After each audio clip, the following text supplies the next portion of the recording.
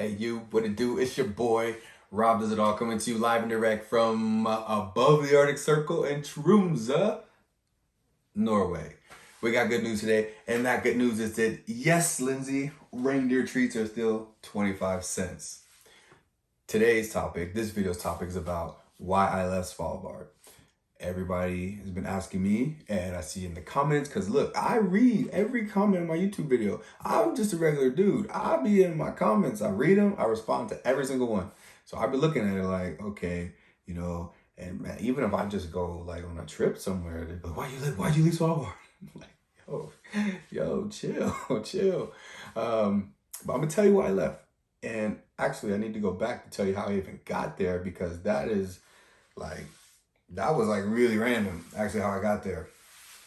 I was living in Brooklyn, and so I had gone to the embassy in New York City in Manhattan, and I turned in all my paperwork to apply for a visa to mainland Norway. And I was trying to get to where I am now, and I was told it was gonna take 3 months. But, I don't know if you guys have been paying attention, but there's been a whole bunch of stuff going on in the world. So a lot of things have been taking a little bit longer for things to happen. So that 3 months turned into like almost 9 months. It was like 8.5 or something like that. And so I was like, well, I had told my job, I was teaching for European bartender school, and I had told them like, yo, end of January, I'm moving to Norway, chasing my dreams. And I only even was able to do that because of European bartender school, but that's like a whole nother video for another time. But shout out to European bartender school, because without them, none of this is happening.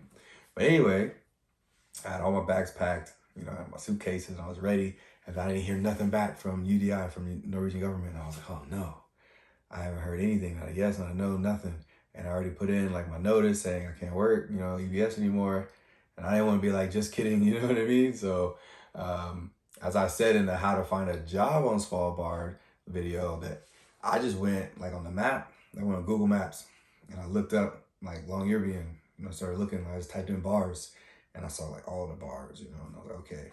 So then I started following them on Instagram, and so I was, I saw Svalbard Pub, so I was okay. And they hadn't posted anything in a long time. So I was just like listening, waiting or whatever, just waiting, to see what was going on. And then boom, they posted something. So I was like, oh man. So I just DM'd them. I just slid right into the DMs like, hey, are you guys hiring? And they were. Sent them my CV, my resume, interviewed over the phone. And then like I already had my bags packed. So I just felt like, like Svalbard's way up top. And then you got mainland Norway. And then, over there was America, right? I think that's the way you see it. Anyway, so I was like, well, if I'm on Svalbard and then my visa gets approved, I can just go south and then bam, be like right back in mainland Norway. So I just felt like it was like a good idea. I had never been to Svalbard. I was like looking up videos on Svalbard on YouTube, and it wasn't really that many. It was just one YouTuber, the famous Cecilia, And so I like looked at all her videos, and her videos are dope. And I was just like, man, it looks cool. It looks like it could be fun.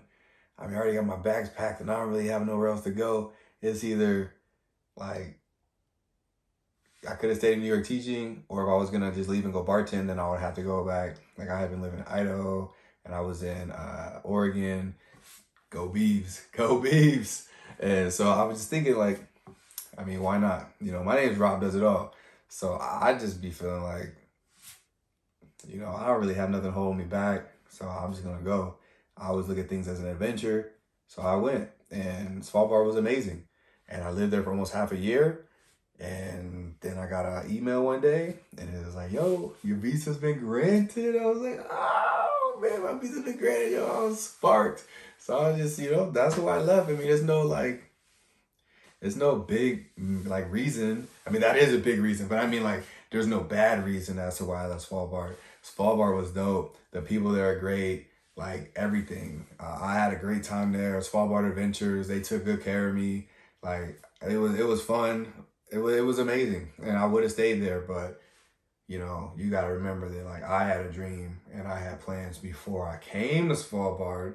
So when those came through, it was time to go. So packed my bags, and here I am now in Tromsø, and I mean, I love it. I love it. It's great. I mean, can you see the smile? The smile is what's up. And it's just fantastic. But everyone should go to Svalbard. If you've never been to Svalbard, you need to go to Svalbard. Go to Longyearbyen. Go check it out. It's amazing. And I need to go back and visit. But, you know, everyone in life got their dreams, their goals, their plans. I don't know what yours are, but I'm sure you're chasing yours. And so sometimes you got little side tangents on things. And that's just kind of like what happened to me.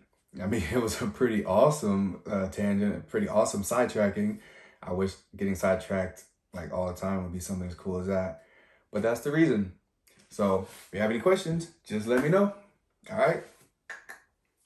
Peace.